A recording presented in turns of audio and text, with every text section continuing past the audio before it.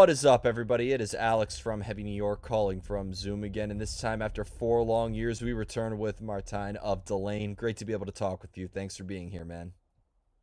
It's my pleasure. Thanks for having me here. Yeah, anytime, man, anytime. Before we discuss everything new with Delain, I'm just going to point this out right now that Apocalypse and Chill, I think, was probably the best album title to come out of 2020. I just wanted to mention that right now. I think that was couldn't have aged any better. So just needed to. Was very fitting, wasn't it? Yeah, I Yeah, agree with you there. yeah, yeah. I just wanted to say that that album got 10 times more unsettling. I needed to bring that up. But thank you so much for giving us more new music to come out in 2023. We got Dark Waters coming out February 10th. Being that this is a brand new lineup with Delain, this is not just picking up where you left off after Apocalypse and Chill. This is meant to signify like a new beginning, right? Yes, it is. Delain came from dark waters, and it was even a question if Delain would emerge again from those dark waters. So I'm really grateful that we're able to be here and talk about the next album. So yeah, I'm really happy about that. Yeah, absolutely. I'm really happy too. It's great to see you continuing. Could the first three singles that we heard, such as Moth to Flame or Beneath, like, could these serve as a good representation of what the entirety of Dark Waters is going to sound like, or is that just scratching the surface of what's to come? Partially because the first song, "The Question Occurs," we released, for example, was for me more the idea of introducing this lineup to the people, and because we don't have any other songs on the record where there are growls, for example, and on this song there are like these death like metal growls, but of course there are also a lot of elements you can find on those three songs that you can hear on the album. So yes and no. Was there at all a preconceived vision of what you wanted Dark Waters to sound like, or was this a very like improvisational and more like experimental process? What I at most wanted is to have the typical Delain sound, and that people would hear that Delain is still very much Delain, that the sound is there. And you never know. I always compare it if you have some dough to bake bread and you put it in the oven. You never know how it will come out. The one bread comes out different than the other bread. So you can aim for things, but in the end, it's all also what comes out of the heart. Music is emotion, and you also shouldn't be too analytical about it. But like with so many things in life, I think there's a good balance that you should aim for something and you write music like that, but then you let the creativity take over. It's funny to hear you say that because, like, as a fan of Delain, I would be able to tell what would be off of April Rain or Moonbathers or Lucidity, etc. So I think it's fair to say that there still is like a continuation of evolution, and you're not just trying to stick to one formula, right? True. No, that is absolutely true because as a musician, you develop, and I write songs differently now than I did with April Rain. But on the other hand, there's your fingerprints, your musical fingerprints are who they are, and then it's still there. So I think it's the sound is still very much recognizable as Delain, but it's not that we moved away from Apocalypse and Chill or something. No, not at all. And because I remember like one of the first Delain songs I heard was "On the Other Side" off of April Rain, which is like a very like tame song and very kind of relaxing song. But then you have a song like "Where's the Blood," which features Burton from Fear Factory, that's very heavy. So do you think when you play like a more slow and ambient song versus a more aggressive song, is it almost like a completely different energy that you channel into it? I always love to play around with contrast in music because that keeps things interesting. So those are two very good examples of songs you describe. And on the other side was actually a song that Charlotte, our previous singer, wrote. She did a tremendous job with that one, and that's indeed completely different than "Where's the Blood." And I love to play around with that, and I think we did that with this Dark Waters album. We did it as well. Yeah, having songs that are really poppy, but there's also really rock opera there, which is totally not poppy, if you know what I mean. Yeah, it's funny because right before you and Marco says hi. By the way, I was interviewing Xandria, and they were saying that they like to make every album have its own kind of different movie soundtrack. So 1 minute it sounds like Lord of the Rings, and then it sounds like James Bond in a way. And I felt like Delain kind of has a similar sort of aspect behind it as well. Yeah, no, no, true. Yeah, there's a reason why we're both in that same genre, and I love movie score music too. And yeah, but I have to say, I also like very much the synthesizer 80s feel. So that's kind of a thing I also sprinkle in the sound. So you hear that in the song Beneath, for example, that there's this typical 80s synthesizer melody going on. And that's a combination I also like to play with. Yeah. Yeah, I consider that song to be your version of Final Countdown with the use of synth on there. Oh, yeah. And the final countdown is one of the best songs ever written, I think. It's awesome. My favorite story about that song, I was interviewing I Hate God, and they told me that they saw them live at Hellfest, and they had to open with that song and end with that song. So, Yeah, I can imagine. And I saw them once too on a British festival. And when they came off stage, I was backstage. I saw Europe come off stage, and there was this, how do you call that? This kind of jazz band playing the final countdown while they were like so with the trumpet and horn and with these how do you say those typical street drum yeah. things, those cymbals, and it was so fun to see. They were like, "What the heck is this?" So no, it's an iconic song. I love it. Speaking of which, actually, because I feel like with every symphonic band, whether it be Delain or Xandria or with In Temptation or Epica, it almost seems like there's always an epic emotion behind it, and the subject matter behind it. Would you say like the emotions that like I would hear on your keyboards, for example, is this reflective of a personal feeling, like an emotion from within inside, or is there a lot of observation with making music and it comes from an external source? No, no, it's from inside for sure. Yeah, it's the stuff you like and how you perceive life. And I love I love drama in music and in stories, and that I really connect to that. And so that's also what you hear when you hear my music: minor chords, dramatic, and so that really comes from within. Yeah. But because the music is very epic and there's tons of layering with guitars and symphonic elements and vocals, you're working on a song for days or weeks at a time. Is it kind of Yeah. make it a little more difficult to hold on to that emotion that initially sparked the idea?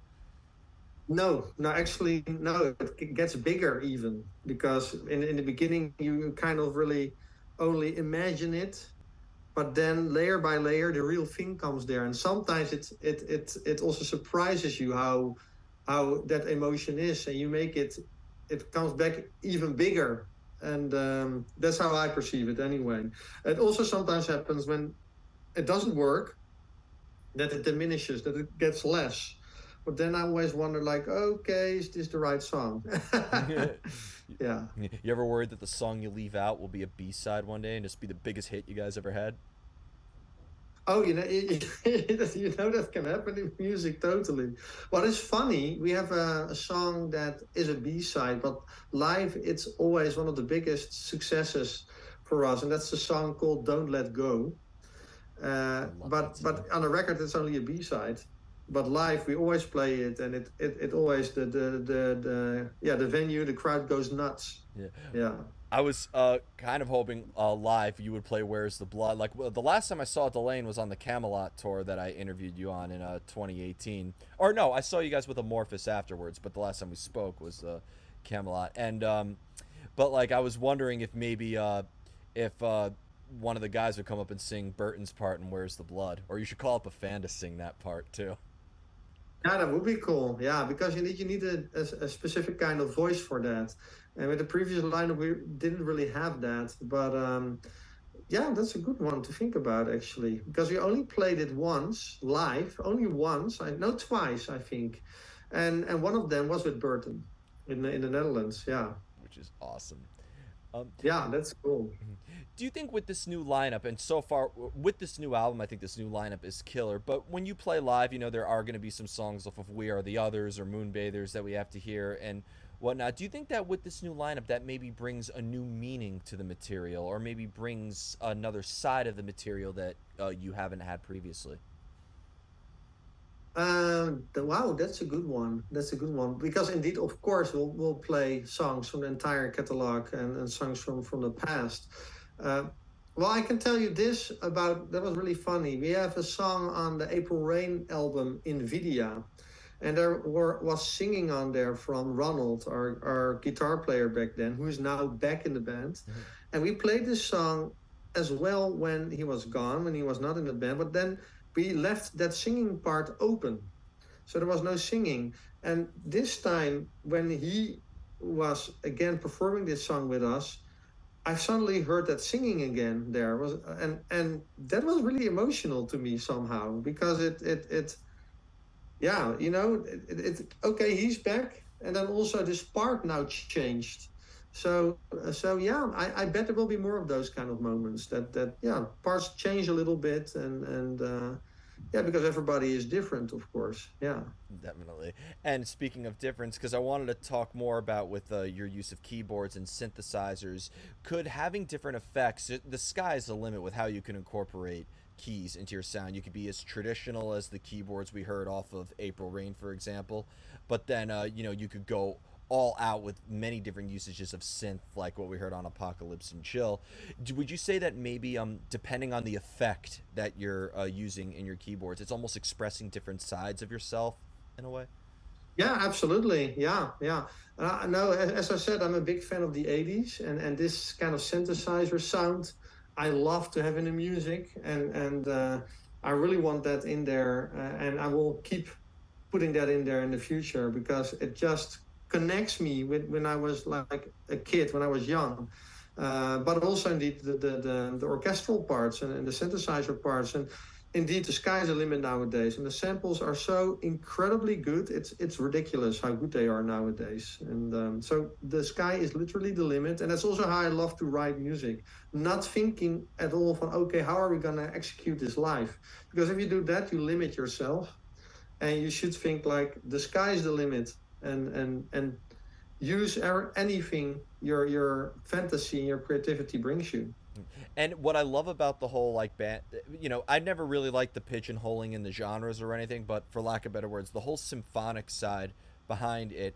Every musician has different backgrounds in it. You have some musicians like Tardia, who's very, very classically trained and knows music theory inside and out. But then, there's musicians who started off in punk rock before getting involved in the True. symphonic scene. I'm curious to what your sort of background was because I know that before Delain, you were in Within Temptation. So I was wondering to Yeah. like, what sort of got you into this? Was there a classical background that kind of got you in the genre, or did you? No, I was 16 or I think 16 or 17 when my brother and Sharon started with Temptation, and they asked me. So I was very much into developing phase as a teenager in music. So they kind of pulled me from the school band to that, and so I this is all I've done ever since then, and I'm now 43 years old. So I'm really a specialist in symphonic metal, and that's all I did. With one exception, last year I started another project, Eye of Melian, which is really movie score music without guitars in it. But for the rest, that's what I did, and that's what I love, and I love it until till this day, and I never get tired of it. And I got to tell you, Mother Earth is one hell of a debut to make in the realm of symphonic metal. Ice Queen, I think, is one of the greatest songs in the whole genre. So, Yeah, I feel blessed that I was able to be part of that. It's kind of like music history in the symphonic metal genre. Yeah. and you mentioned that you're also working in more film composer, film score music as well, kind of taking the two steps from hell, immediate sort of route Exactly. in a way. So, are you when it comes to writing like film score music, do you need to watch the whole movie or like read the whole script without any music present before you can get a feel of what you incorporate in there? Actually, for me, it's easier than making Delain songs. It's really just playing on my piano, come up with melodies, and that's it. Because with Delain songs, what is very challenging to me is writing guitar riffs, and because I'm a keyboard player, and I can write guitars, and I did, but I'm not very fast with it, and I really have to think about it because I love the heavy bombastic stuff, but it's not my core instrument. And with the symphonic stuff, it's just playing away, building layer after layer, see where it goes, and that makes it yeah, really easy to do, and so much fun. Yeah. I would figure that there may be some sort of similarities in it because I felt like, movies and, and music, whether it be for a band, all convey a narrative and all convey emotion and meaning in a context. So, did maybe True. like working with Delain and working with the vocalists and lyricists that you have before, did that almost kind of pave the way and prepare you for going into the film score world as well? um does it pave the way? Yeah, like the lyrics come afterwards. So it's funny because with my other project where I make this movie score music, we have vocals on it and lyrics. And when I give them, for me, it's more an emotion. But when I give it to a lyricist, my wife is the lyricist for both I Am Million and Delain. Then she thinks, oh, it makes me think of this, or it makes me think of that. And sometimes I'm surprised, sometimes I'm not, because sometimes I know, I call a song, for example, rain, a forest, no, rain in the forest, for example, because you hear like these high piano notes, and those are water drops, raindrops, so to say. But often it's not, and she comes up with an entire story, and that's a lot of fun for me to see. So it's yeah, a surprise. In order to get that creative energy, the inspiration, if you will, do you almost have like a usual place that you go to in order to cultivate ideas? Do you like have to seek out the inspiration, or do ideas just strike out of the blue when you least expect it? They get triggered, but and it can be anywhere. It can be in the car, or it can be at home and watching a movie, or it can be on the road, or in nature. It can be anything. But for me, the requirement is peace and tranquility. So if people say, "Oh man, you had a lot of a miserable couple of weeks, so you must have gotten a lot of inspiration," then I always say, "No, I don't. No, I need peace and tranquility." And then my brain goes in that mode, okay, mode like the sky's the limit, and just let your fantasy go, and let the creative juices flow, and yeah, that's how it goes. You have to meditate in a way on the ideas, right? Yes, that's a good one. Yeah, yeah, good one. Does and how do you know? Because when if you were to like improvise on piano, do you have to like hit the magic note before you know this is gonna form into a song in a way? Like, has there ever been a lot of happy accidents, as I like to say, in the songwriting? Um, Well, you do surprise yourself. So, in that regard, it's a happy accident because it's not that you are aiming for something, then, if you're surprised by what comes out. So, in that regard, I would say there are happy accidents now and then. And at other times, you just have something in your head and it comes out. So, it can go both ways. Yeah. No. As a keyboard player myself, like I've accidentally played the introduction to April Rain before. So like Oh, yeah, like I meant to do like a blues and I was like one or two notes off and I accidentally played it and then I started learning it from there. Now that I know the introduction to there, I was able to pick it up. So that's really funny. Now you mentioned that, I do remember there's one song I wrote for Within Temptation called Restless. I love that song. And when I wrote it, I realized it's The Winner Takes It All from ABBA, but in minor and backwards. That's amazing. So, so that's, yeah, that was really funny. Yeah, there's so many things. If you dissect a song, you'll see how many songs it's similar to.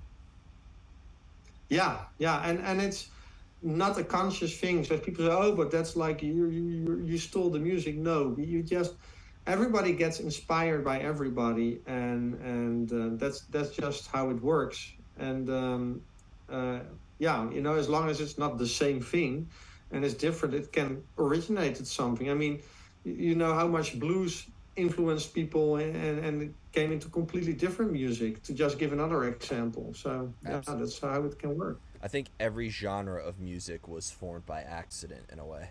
So, Yes. Yeah, you get one combination after the other, and combination you wouldn't think of. Yeah. definitely.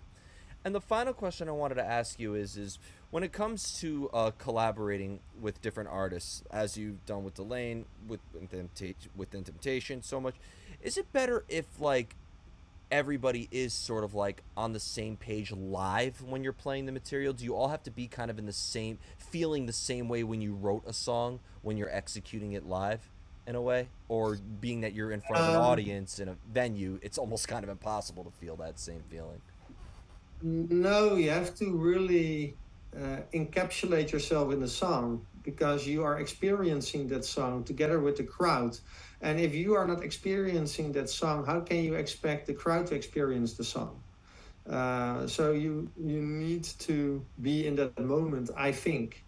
I also talked to other musicians that sometimes, like, I'm not going to say who it was, but it was a really famous musician in our scene, and he said, I can't play this anymore because I don't feel it anymore. I don't feel it anymore. And yeah, and I said, yeah, just take some distance then in time, and because then you simply play too much. Yeah. And then yeah, take some distance, and I bet then it comes back. But Yeah. as somebody who has seen Delain live, it's a very different experience seeing you live versus simply listening to the album.